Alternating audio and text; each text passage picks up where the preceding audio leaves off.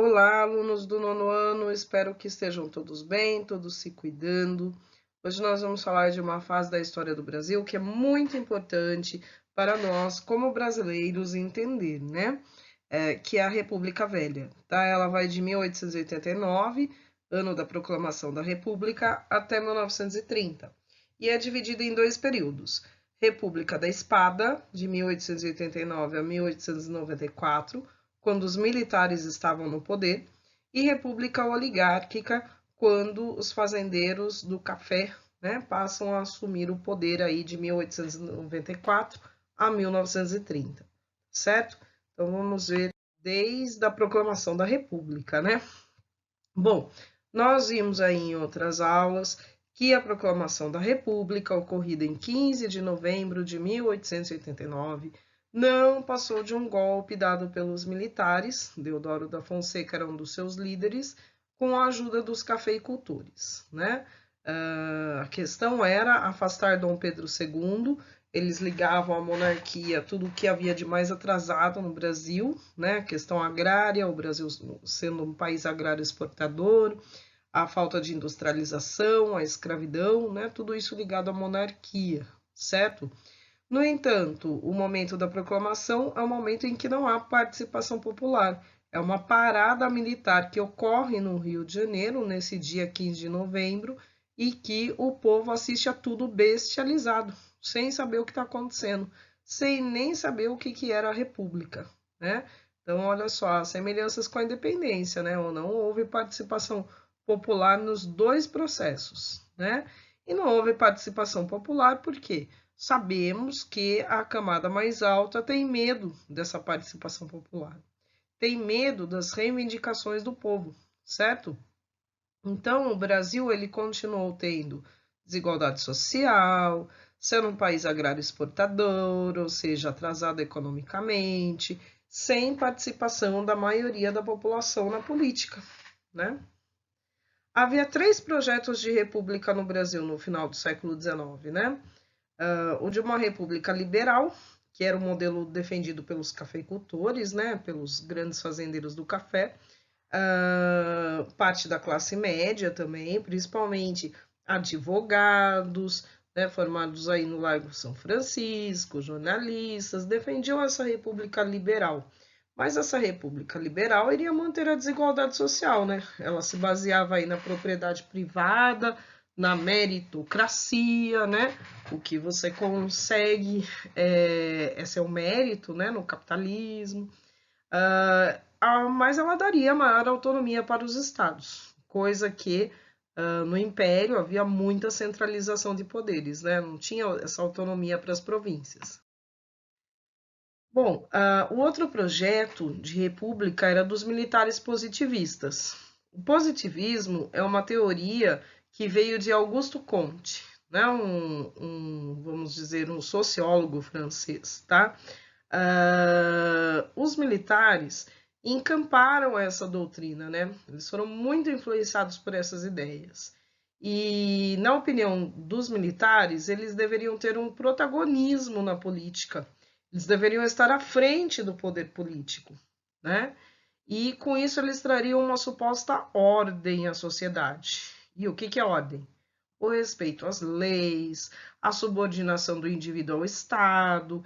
Então, liberdade de manifestação, liberdade de expressão, você esquece num tipo de governo que quer manter essa ordem, né? Greves, então, nem pensar, né? E essa condição era necessária, segundo esses militares, segundo a doutrina positivista, para se atingir o progresso, né? E o progresso, então, era visto como tecnologia, industrialização, ciência.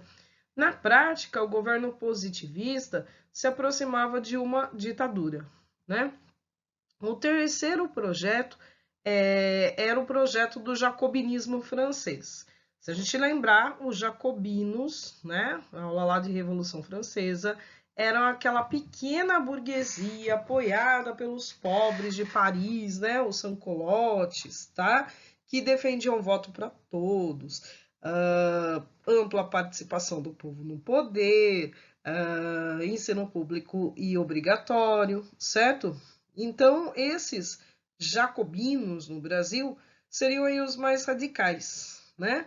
Que queriam aí destituir governos autoritários, que queriam que fosse respeitada a vontade popular, né, a soberania, tá?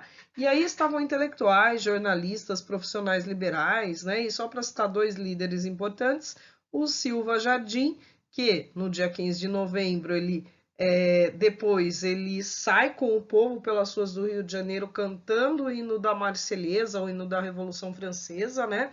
E o José do Patrocínio, né? Um negro aí que foi advogado, na verdade não cursou a faculdade, mas ele era um advogado prático e ele defendia aí muitos negros na justiça, tá certo?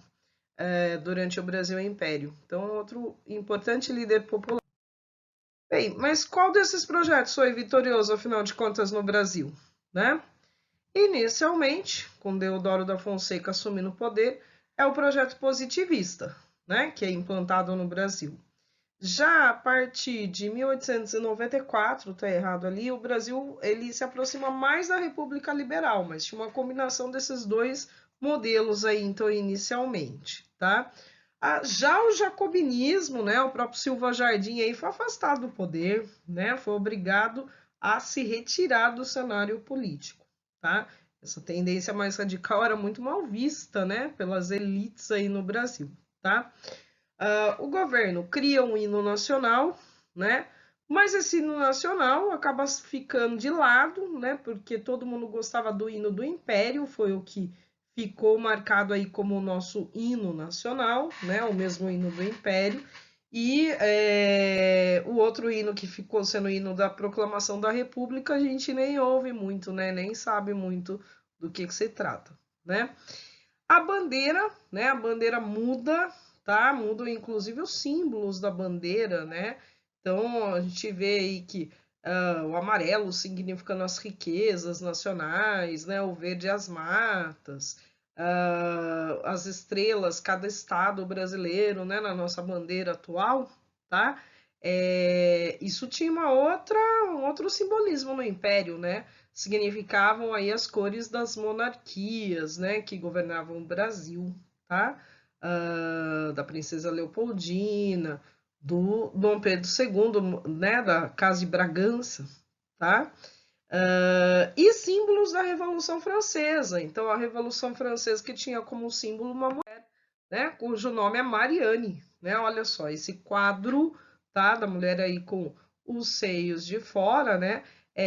O povo, aliás, a liberdade guiando o povo, né? A mulher usa um barrete frígio, aquele chapéu na cabeça, que é símbolo da liberdade, né? Dos escravos que se libertavam do Império Romano, tá?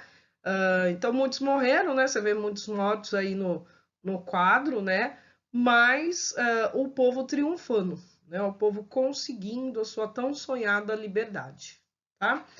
E esse simbolismo da mulher, né, também passa a ser utilizado na República. Era comum simbolizar a nossa República Brasileira com uma mulher também, né? Tanto é que a gente vê na charge, tá? A gente vê lá o que seria o Deodoro, né? Unidade federativa, sistema presidencialista, divisão de poderes, né? Casamento civil, tá? Você vê duas pessoas ali também, né? O que significa isso, né? Significa que nós não precisamos o quê? Não precisamos mais casar, né? Mas, na verdade, o que preocupava as pessoas nesse momento era ter que pagar para casar, né? Que era o casamento no civil, certo? Nem todo mundo tinha como pagar para casar, né? Bom, e o nosso lema da bandeira, né? O Ordem e Progresso.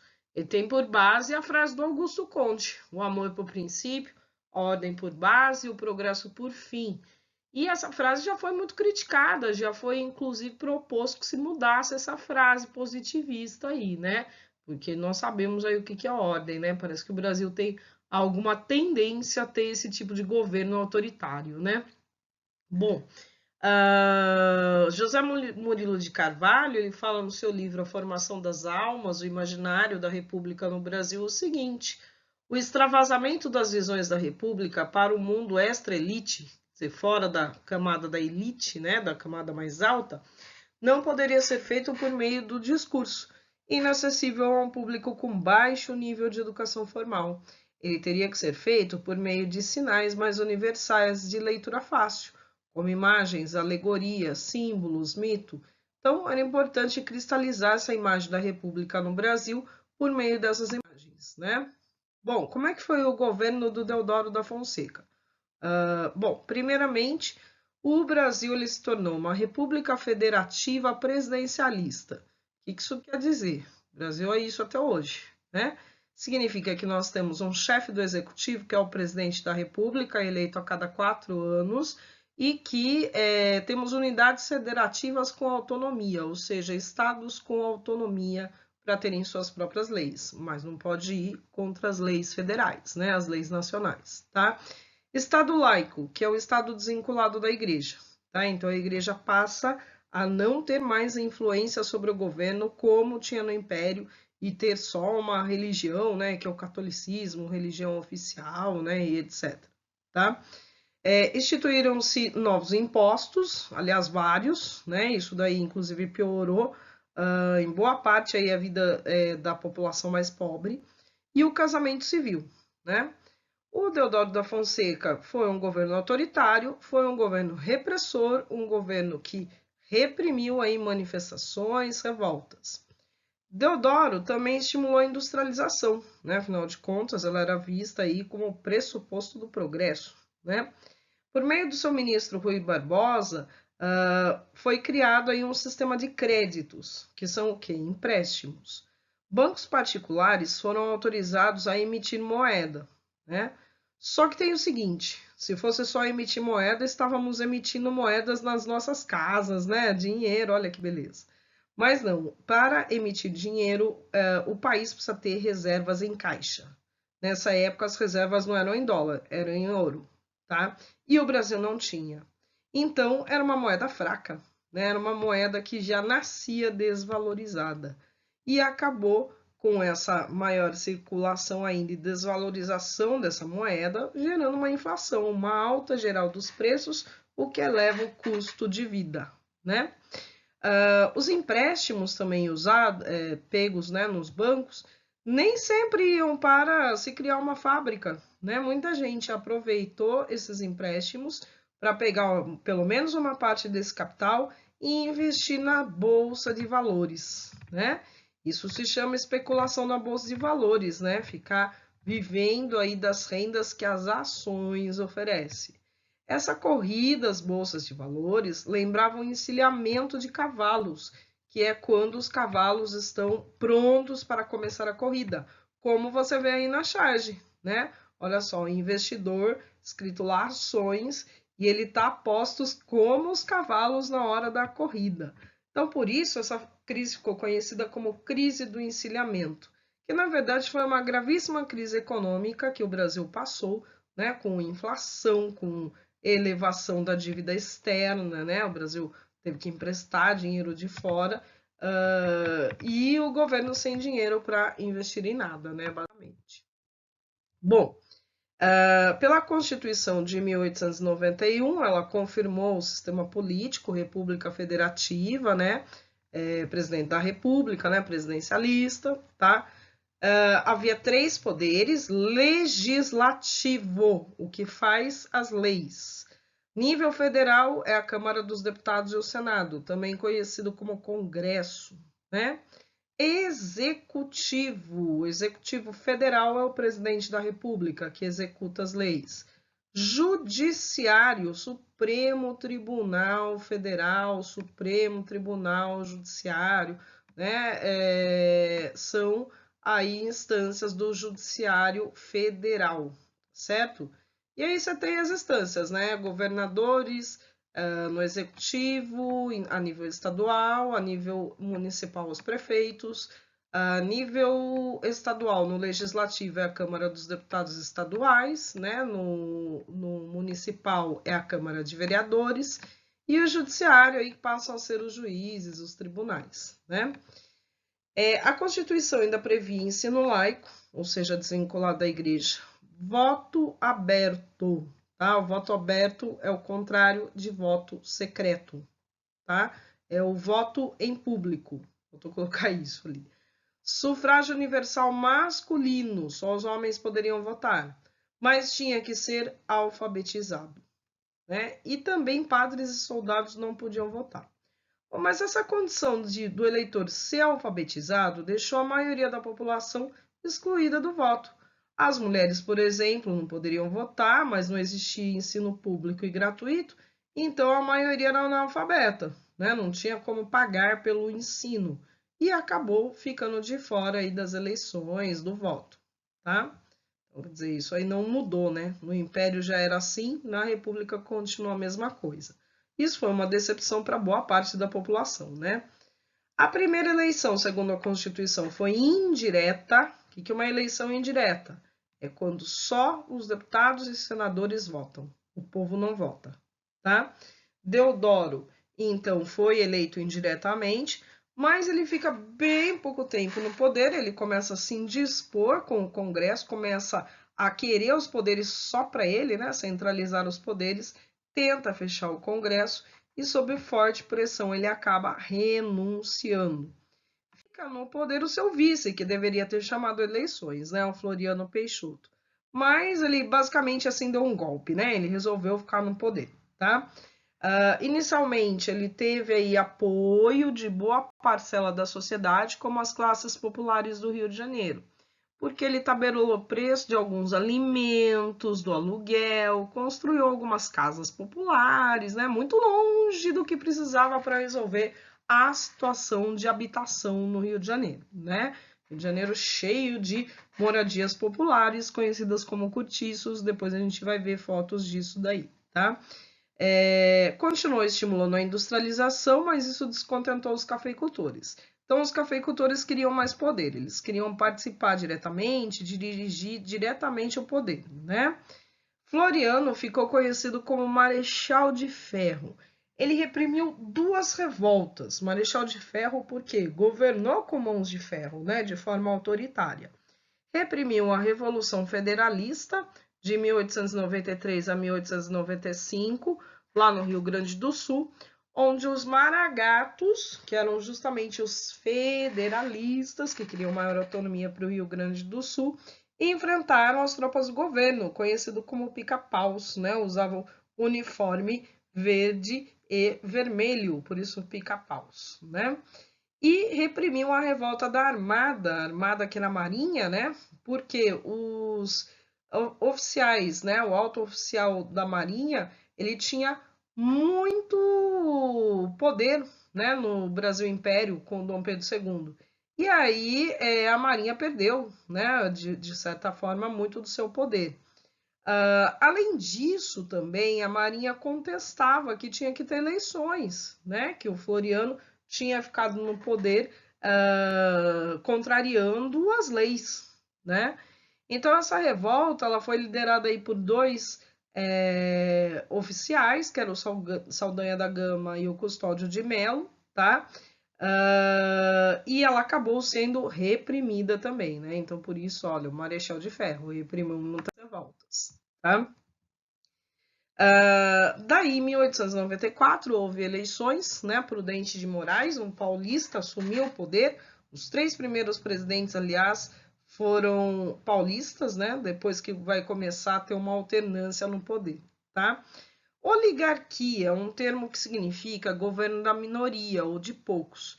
Esse governo ficou conhecido assim porque era a minoria cafeicultora que mandava no Brasil, né? Que dirigia aí todo o país, toda a economia, todos os setores mais importantes, né? Esse período também foi marcado por fraudes nas eleições, né? Então, tinha eleitores que não poderiam estar votando, porque, por exemplo, eram analfabetos, mas eles votavam, né? Os grandes fazendeiros iam lá e pagavam alguém para ensinar ele a assinar o nome, e ele ia votar, por exemplo, né? Enquanto isso, outros eleitores eram literalmente impedidos de votar porque eram inimigos dessas oligarquias, né? Dessas oligarquias que a gente fala, então, são o quê? Os grandes fazendeiros, né? Também chamados de aristocratas, certo? Bom, então tinham acordos políticos e tinha o controle do voto, tá? Existia no governo federal um acordo entre São Paulo e Minas, conhecido como política do café com leite. Então era o seguinte: quando o Partido Republicano Mineiro, né, lançava um candidato, São Paulo não lançava e apoiava o candidato mineiro. Quando o Partido Republicano Paulista, o PRP, lançava um candidato à presidência, Minas não lançava e apoiava São Paulo, certo? E com isso se garantia que uma vez era um mineiro assumir a presidência, outra vez era um paulista assumir a presidência. Em boa parte da República Oligárquica, né, desse período que a gente está falando, 1894 a 1930, isso deu muito certo, tá? Então, por que café com leite, né? Minas, grande produtor de laticínio, se bem que é produtor de café também, e São Paulo, grande produtor de café, certo? Por isso, né? E os outros estados ficavam de fora? Eles faziam acordos aí com São Paulo, com Minas aí para conseguir benefícios, né? Conforme a gente vai ver. Que era a política dos governadores, né? Então, a política dos governadores que teve início no governo Campos Salles, né? O segundo presidente da República, tá? Acontecia o seguinte: os governadores eles trocavam verbas e favores com o governo federal, né? Por exemplo, construção de obras, independência aí nas eleições, né? Os presidentes não interferiam nas eleições locais. Mas, em compensação, eles não queriam oposição, né? Então, os governadores procuravam garantir a eleição de deputados e senadores favoráveis ao governo federal, ao presidente, tá? Na verdade, não eram só os governadores, os fazendeiros, né, de cada localidade, chamados de coronéis, também vão garantir essa vitória, né? E tinha ainda um mecanismo, a comissão verificadora dos poderes, ela impedia políticos de oposição de assumirem o mandato também, ainda tinha esse filtro, né? Então, com isso, eliminava-se a oposição, tá? O coronelismo é um fenômeno típico aí da República Velha, né? Os coronéis, esse termo vem lá das regências, né, do período regencial. Os coronéis eram grandes fazendeiros locais lá no Império que compravam a patente de coronel e por isso podiam andar armados e ter um bando armado, né, a seu favor. Esse bando compunha a Guarda Nacional lá no Império, tá? Mas esses grandes fazendeiros, eles ficaram mantendo, né, esse título de coronéis, mas eles não eram do exército coisíssima nenhuma, tá? Mas tinham os seus capangas, os jagunços aí trabalhando para eles. Os coronéis, eles controlavam o voto dos eleitores. Isso é chamado de voto de cabresto, né? Esse controle do voto. O voto era aberto, ou seja, o eleitor falava em público em quem ele votava. Então, nesse momento, os funcionários do coronel, eles ficavam vendo, né, se o eleitor ia votar no candidato que o coronel mandou, né, que o coronel indicou, certo? Agora, em troca desse voto, isso é chamado de clientelismo, tá? Essa troca do voto por favores é que é chamado de clientelismo. Isso existe ainda hoje, o coronelismo não, tá? Em troca disso, os coronéis eles também ofereciam favores aos eleitores. Eles ofereciam empregos, remédios, roupas, alimentos, até construir uma casinha lá para o, né, sertanejo viver com a sua esposa, com seus filhos, né? Então, assim, tinha toda essa troca de favores, né? O eleitor vendia o seu voto, né? A chamada compra de votos, que hoje é crime na lei, mas que existe ainda, né? Infelizmente. E também havia essa ameaça de violência física, né? E muitas vezes o emprego mesmo de violência física, né? Por exemplo, matar alguém da família, né? Se a família não votasse naquele candidato do coronel, tá? Então, olha olha só, nada democrático esse período, hein? Nem um pouquinho democrático. Nós temos aí toda a política controlada pelas oligarquias. Olha lá o esquema, né? O presidente que não interferia nos estados, que dava verbas para os municípios, né? Para os estados para os municípios, né? Em troca aí dos favores. O coronel garantia o voto para o prefeito, voto, né, no governador, no presidente, né? E em troca, esse coronel, né, mantinha o seu poder político local, mantinha o seu curral eleitoral. O que é isso? Ele mantinha os eleitores meio que presos a ele, né? Ele conseguiu um número de eleitores aí suficientes para ganhar as eleições, por causa desse voto controlado, né? Desse voto de cabresto, tá certo? E ali, olha só, a questão das eleições dos deputados, que dessem apoio político ao presidente, em troca os estados ganhavam verbas, né? Ganhavam favores, tá certo? Então, olha só, isso funcionava direitinho, garantia as eleições aí realmente sempre para as oligarquias, tá certo? Daí as charges da época, né? Olha só, as próximas eleições de cabresto. Você tem lá a soberania, que é a vontade popular, que está reclamando, né? Poxa vida, o que eu faço, né? Ela não interessa. E o que importa a vontade popular, né? Importa aí o político, que é um coronel, que está aí com o cabresto no seu eleitor, que no caso aí é o burro, né? Parece ser um burro, pelo menos. Levando lá o seu voto, certo? Dizer, então, as eleições aí de cabresto, né? Mesma coisa na segunda charge, né? O eleitor aí sendo puxado pelo coronel aí, sendo controlado pelo coronel para colocar aí o voto na outra urna, né? Ou seja, para votar no seu candidato. Tudo bem marcadinho, bem controladinho, certo? Bom, na economia ainda, o governo das oligarquias sempre privilegiou o café, né? Era o carro-chefe das nossas exportações. Então, o governo fez um acordo com os cafeicultores para manter o preço do café sempre em alta. Comprava o excedente da produção de café.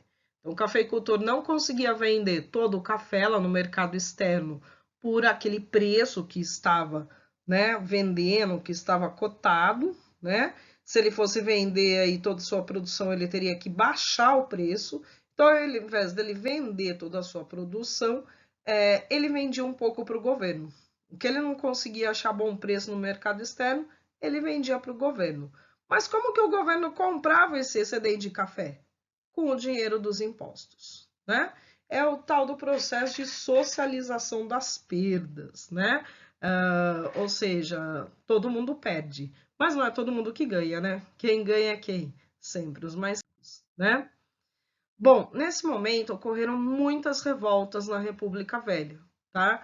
A Guerra de Canudos e a Guerra do Contestado são revoltas rurais ligadas à questão da terra, que a gente vai falar, e a revolta da Chibata e a revolta da vacina são revoltas urbanas, tá?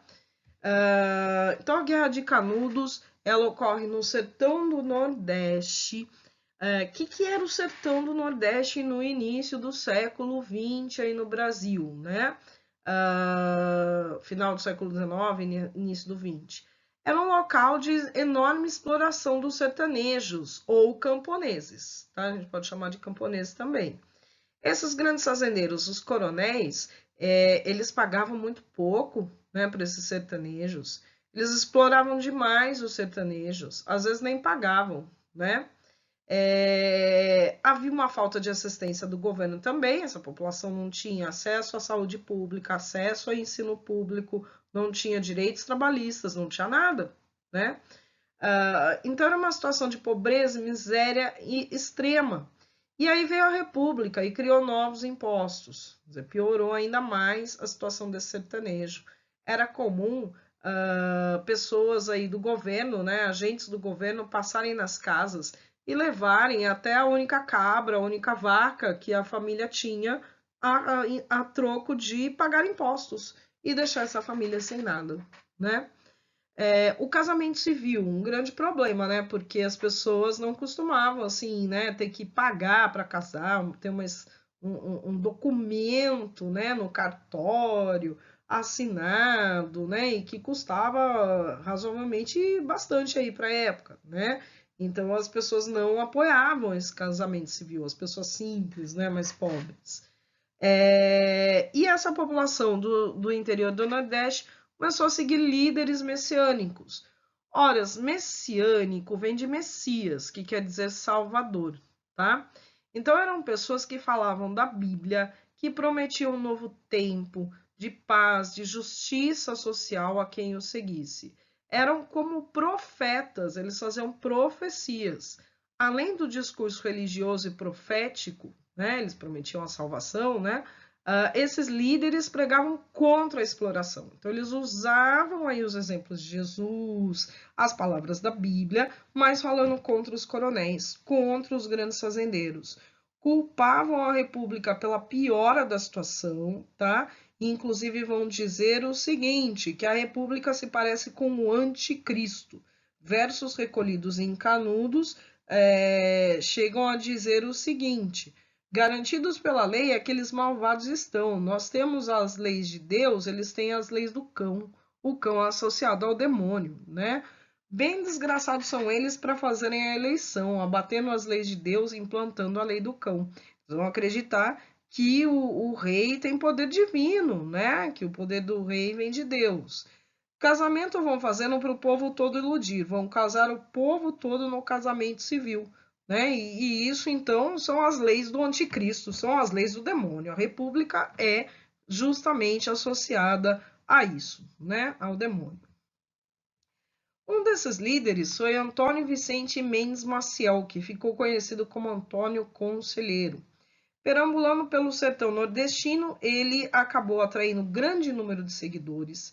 Ele chegou a ser preso porque, justamente, ele condenou aí a prática de cobrança de impostos, né? Ele diz o seguinte: um soldado ele toma, né, as peças de uma mulher que estava vendendo os seus produtos nas ruas de uma cidade e ele chega a proferir o seguinte: eis aí a república, o cativeiro, né, a escravidão, trabalhar somente para o governo. É a escravidão anunciada pelos mapas que começa.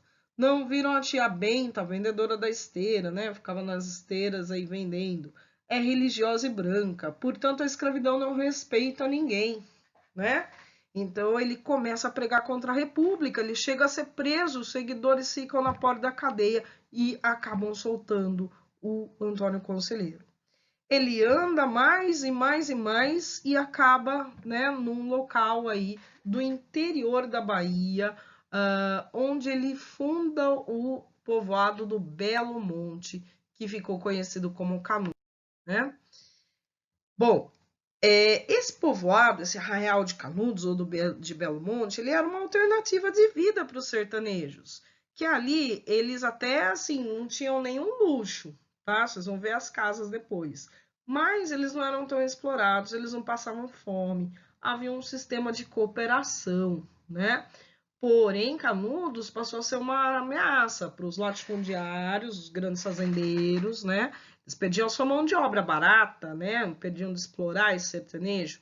Passa a ser uma ameaça para a igreja, que perdia os seus fiéis, e para o governo republicano, porque eles não pagavam impostos, então eles não estavam obedecendo às leis da república. E também havia um mito sebastianista, Dom Sebastião, um rei que morreu no século XV, né? Não estava vivo mais, mas ele iria voltar. Mas o que significava essa volta do Dom Sebastião? Significava a salvação, né? Viver no reino da salvação, tá? Mas essa propaganda aí da volta do Dom Sebastião, esse mito sebastianista, que era uma coisa muito popular em Portugal, acabava sendo uma propaganda da monarquia, na opinião do governo republicano, né? E comparando a república ao anticristo, mais ainda, né? Então, para as autoridades republicanas, era um desafio, era manter o governo. Tinha que acabar com Canudos. O exemplo de Canudos era muito ruim para a República, né? Então foram feitas aí 4 expedições militares para acabar com Canudos, tá? A primeira nem chegou em Canudos, a segunda, a população de Canudos montou emboscadas e nem deixou os soldados chegarem em Canudos, e ainda por cima pegou as armas deles, né? Tudo que servia aí para ir fazendo aquela guarda que defendeu Canudos, né? A terceira expedição chega a Canudos e o coronel Moreira César é morto em combate, né? Ele já estava doente, na verdade. E aí, para a República agora era uma questão do tudo ou nada, né? Antes da quarta expedição morreu o líder, o Antônio Conselheiro, tá? E aí na quarta expedição eles conseguiram entrar e acabar com Canudos, né? Esse momento é contado pelo Euclides da Cunha, que mais tarde escreveu aí o livro Os Sertões. Ele diz o seguinte: Canudos não se rendeu, exemplo único em toda a história, resistiu até o esgotamento completo. Vencido palmo a palmo, na precisão integral do termo, caiu no dia 5 ao entardecer, quando caíram seus últimos defensores, que todos morreram. Eram 4 apenas, um velho, 2 homens feitos e uma criança, na frente dos quais rugiam raivosamente 5.000 soldados. Olha só, o Euclides da Cunha dá um tom de valentia, né, para esses sobreviventes de Canudos, certo? Ele acaba ao longo do livro dele vendo que o sertanejo é um forte diante das adversidades que ele vive ali no sertão nordestino, tá? Não era a opinião de todo mundo. Boa parte dos jornais republicanos da época colocam Canudos como um reduto de loucos e fanáticos religiosos, né? Até pela figura do conselheiro. Ah, é um louco, né? Mas ele não era tão louco assim, né? Ele tinha, vamos dizer aí, a fome, né? A sede da justiça social, né? De acabar tanta desigualdade social como existia no Brasil. Bom, se eu pudesse eu ia mostrar aqui para vocês um trecho do filme Guerra de Canudos, mas esse filme está disponível no YouTube, tá? Então eu recomendo que vocês assistam, né? Nem que seja só o início, ver o discurso do Antônio Conselheiro protagonizado aí pelo José Wilker, que tem bem a ver, né? Ele fazia profecias como de ter 4 fogos, né? Que seriam as 4 batalhas de Canudos, tá? E um discurso bem religioso, sempre falando de Cristo, de Deus, mas em nome de Cristo e de Deus, pregando contra as injustiças sociais, né? Aí tem uma foto, né, que é fonte histórica mesmo, né, fonte de época aí da população de Canudos, casas bem simples, população bem simples, mas tem homens, mulheres, crianças, mas que vivia nesse regime de cooperação e que não estava disposta, né, a sair de lá de jeito nenhum, tá? E aí uma pintura do Antônio Conselheiro aí já do século XX, certo? Bom, então agora vamos falar sobre a Guerra do Contestado, outra revolta rural, né, que teve nesse momento, tá? Então, olha só, no início do século XX, o governo autorizou uma ferrovia, né, a construção de uma ferrovia ligando São Paulo ao Rio Grande do Sul, que passava pela divisa entre Paraná e Santa Catarina, tá? Essa divisa que está mostrada ali no mapa, né, em marrom clarinho, tá? Era justamente uma área contestada, ou seja, reivindicada pelos 2 estados, Santa Catarina e Paraná. A fronteira ali ainda não estava muito definida, tá? Bom, a construção de uma ferrovia valorizou essa área, tá? E trouxe empresas madeireiras aí para a região, tá? E esse processo já gerou a expulsão de uma parte desses camponeses pobres para a construção dessas áreas, né? Então, próxima aí à ferrovia, as áreas de extração de madeira, os sertanejos já tiveram que sair dali. Mas conforme vai se dando a valorização imobiliária, o governo quer que os sertanejos saiam de toda essa área contestada, né? E aí eles resistem. E resistem liderados por esse que aparece na foto, que é o líder messiânico também, né? O monge conhecido por José Maria. E dizem que existiu o João Maria também, né, antes dele. Mas, enfim, esses líderes messiânicos, eles estimulam a população a resistir e não deixar essas áreas, e a guerra vira uma guerra sangrenta, né? Nas duas revoltas, a gente pode ver que existe uma questão ligada ao problema da grande concentração de terras no Brasil, que existe ainda hoje, né? Boa parte das terras agricultáveis estão nas mãos aí de uma porcentagem muito pequena dos proprietários rurais, né? Eles têm muita terra, tá? Pouca gente com muita terra, né? E muita gente sem terra. E esse movimento leva a ter, por exemplo, o movimento do sem terra hoje, né? Que invade propriedades aí, buscando justamente ter a terra para plantar, que o governo não dá. O governo poderia dar essa terra fazendo a chamada reforma agrária, né? A redistribuição de terras, né? Tomar terras ou até indenizar os proprietários, né?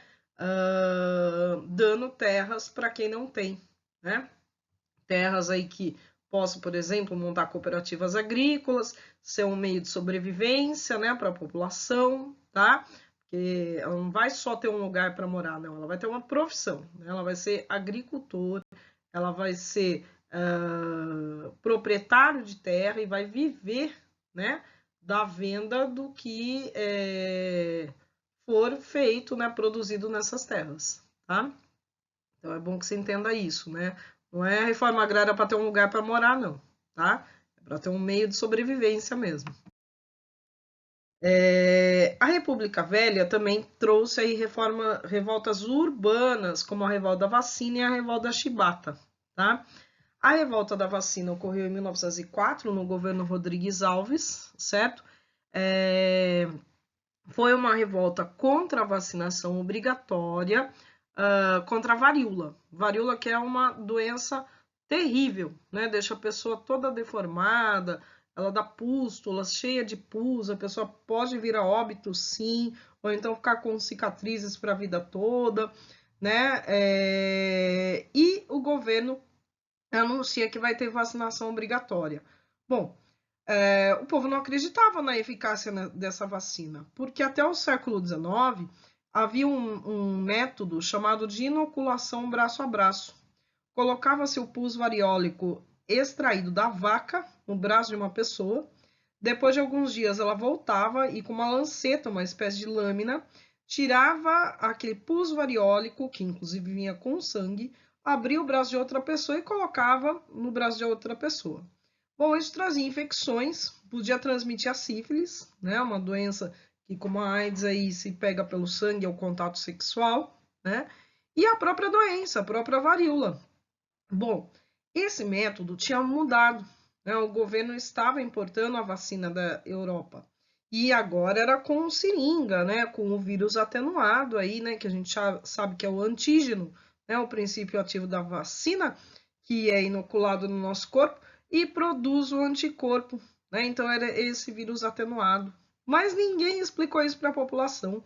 A população não foi suficientemente esclarecida e viu esse como mais um ato autoritário do governo, que iria obrigar os seus agentes de saúde a invadir casas, né, as mulheres a mostrar os seus braços, que era quase a mesma coisa que ficar nua, né, para os agentes de vacinação. Então a população do Rio de Janeiro montou barricadas por várias semanas para protestar contra essa vacinação obrigatória, né? E o decreto foi revogado, né? A vacinação passou a ser opcional, não obrigatória, né? Pelo menos nesse momento, tá? Mas por que essa população estava tão descontente assim com esse autoritarismo do governo, com esse governo? Esse governo já tinha promovido a reforma urbana do Rio de Janeiro, aliás, estava em curso, né? O governo federal, Rodrigues Alves, em conjunto com os prefeitos, primeiro foi o Barata Ribeiro, depois o sucessor dele, o Pereira Passos, determinou reforma do Porto do Rio de Janeiro, reforma sanitária, que era o Oswaldo Cruz, né, que determinou aí o combate a essas epidemias, né, doenças epidêmicas aí como a varíola, e a reforma urbana do Rio de Janeiro. E a reforma urbana, ela se baseava justamente na reforma de Paris, né? Tornando uma cidade mais saneada, com menos doenças, né? Na época, os cortiços eram vistos, segundo os relatórios policiais, sanitários, e até o próprio livro do Aloysio de Azevedo, Cortiço, eles eram antros de doenças, de prostituição e de criminalidade. Se você ler um dia o Cortiço, você vai ver como o Aloysio de Azevedo, ele compara os moradores do Cortiço a verdadeiros animais, né? Como se o meio fizesse o homem, né? Uma teoria determinista, tá? Então, os cortiços deveriam ser, na opinião dessas autoridades, né, políticas, destruídos. E a cidade deveria ganhar praças públicas, residências imponentes, amplas avenidas, como foi feito em Paris, na França. Então, a reforma urbana, ela seguia o modelo parisiense, né, do prefeito Haussmann, reforma haussmanniana, ela chamava, tá? Só que com a demolição dos cortiços, muitas pessoas ficaram desabrigadas, pegaram aí restos, né, do que foi demolido, tá, de tijolos, né, do que conseguiram, e fizeram barracos improvisados que deram origem às primeiras favelas do Rio de Janeiro, tá? Bom, importante destacar aí que isso foi diretriz de muitas cidades, né, não só de Paris, mas do Rio de Janeiro, de São Paulo. O negócio era tirar as classes pobres, chamadas na época de classes pobres e perigosas, do centro da cidade e mandá-las para as periferias, que tinham muito menos infraestrutura, né? Nem água, nem esgoto, problemas que permanecem até hoje. Olha aí a origem dos nossos problemas. Aqui temos uma foto do cortiço do Rio de Janeiro no início do século XX. Então, habitações coletivas, a cozinha era coletiva, um cômodo para a família inteira muitas vezes dormir, né? Haviam aí justamente as latrinas coletivas, né? Os banheiros coletivos, onde se lavava roupa e se estendia tudo, normalmente era no centro, né? Todas as roupas. Enfim, a população não morava no cortiço porque queria, não. É porque o preço do aluguel era muito alto e essa população ganhava muito pouco. Tá? A revista Ilustrada, que era uma revista de oposição ao governo na época, colocou uma charge ali, ó. O Cabeça de Porco era o maior cortiço do Rio de Janeiro. Então, eles colocam uma cabeça de porco com barata em cima e uma lágrima saindo da cabeça de porco. A barata é a referência ao prefeito Barata Ribeiro, né? Então, olha só, o cortiço chora, né? Chora por quê? Bom, a revolta da chibata é a última que nós vamos falar. A chibata era um castigo físico aplicado na marinha, semelhante a um chicote. E ela lembrava os tempos da escravidão, né? Isso para os marinheiros, que em sua maioria eram pobres, mulatos, negros, era uma continuidade, né, da exploração que os negros sofriam até a abolição da escravidão. Aliado a esses maus tratos, eles também ganhavam pouco e tinham condições muito ruins de trabalho. Então, liderados pelo João Cândido, os marinheiros ameaçaram bombardear o Rio de Janeiro, conseguiram o fim da lei da chibata, mas vários foram severamente punidos, né? João Cândido ficou preso muito tempo, sofrendo inclusive maus tratos aí na prisão, né? O João Bosco, um compositor brasileiro, fez muito depois uma música em homenagem ao João Cândido, e ela não vai tocar aqui porque eu já tentei 3 vezes. Mas escutem, né, no YouTube, tá? Chama o Mestre Sala dos Mares. E então, nessa música ele fala que o João Cândido só tem como monumento as pedras pisadas no cais. O que isso daí quer dizer, né? Que ele deveria ser lembrado como um grande líder, um herói, né, brasileiro, mas a nossa história não tem essa tradição de homenagear os negros, né? Então, temos esse problema na nossa história. Por último, falar aqui do cangaço, né? O cangaço, então, a palavra cangaço, ela vem de canga, um objeto usado num trato com os bois na roça, né? E ele serve também para levar muitas coisas. E os cangaceiros, eles tinham essa vida errante, né? Estavam sempre indo de um lugar para outro, se escondendo da polícia, se escondendo dos grandes fazendeiros, né? Ele começou no final do século XIX, como uma manifestação, uma forma de protesto diante das injustiças sociais, né, observadas principalmente no sertão brasileiro. Inicialmente tinham cangaceiros que tinham padrinhos políticos, né, eram próximos a políticos. Houve outros aí que fizeram trabalho por dinheiro para os coronéis, né, os mercenários, mas no início do século XX, o cangaço ele vira um inimigo público, né, a ser combatido, porque os cangaceiros passam a agir de forma independente, invadindo fazendas, cidades, roubando dos ricos e muitas vezes dando para os pobres, né? Seria um Robin Hood brasileiro? Não chegaria tanto, né? Eles pensavam mais na sua sobrevivência. E o que eles distribuíam nos povoados pobres era justamente para ter aliados, né? Para fazer dessa população pobre aí uma aliada sua que pudesse escondê-los, que pudesse avisá-los da chegada da polícia, enfim, que eles não fossem pegos de surpresa. Mas, de qualquer forma, eles faziam uma certa redistribuição de renda, né? Alguns veem os cangaceiros como uma reação rebelde, né? Justamente fruto dessas dificuldades sociais, dessa desigualdade, pobreza que tinha na época. E que eles queriam, sim, uma transformação social, eles estavam pressionando por isso. Mas outros, né, historiadores consideram que os cangaceiros eram bandidos que não tinham nenhum projeto de mudança social. Não tinha um projeto realmente tão claro, mas estavam aí pressionando por alguma mudança social, ou fazendo justiça com as próprias mãos, né? Como se fala aí na Lei do Sertão, tá? Cangaceiros famosos aí foram Lampião e Maria Bonita, né? Que aparecem na foto, Corisco e outros também, né? Na década de 30, o Getúlio Vargas assume o poder e aí ele vai começar uma perseguição implacável aí aos cangaceiros. Como no governo de Getúlio foram feitas leis trabalhistas, esse bando de cangaceiros também perdeu, de certa forma, o apoio de parte da sociedade, né, como tinham antes. E na década de 40, o cangaço já vai desaparecendo, até porque muitos cangaceiros foram pegos em emboscadas, foram presos, né, tinham a cabeça posta a prêmio, né, dizia-se assim na época. Então, mas o cangaço, então, é mais uma forma aí de reação a esse poder dos coronéis, a essa exploração que existia no campo, tá? Bom, já me estendi demais, poderia falar de outros movimentos sociais ainda, como o tenentismo, né? Os tenentes aí que vinham do exército, eles queriam aí as eleições secretas, queriam também combater esse poder dos coronéis, essa manipulação do voto, né, que eles faziam, tá? Enfim, mas nós vamos falar melhor desse movimento, o tenentismo, em outras aulas, tá ok? Só dá um like aí no canal, né? Se inscreve para receber as notificações, deixem comentários, tirem dúvidas, fiquem à vontade, estou à disposição para quaisquer dúvidas, tá bom?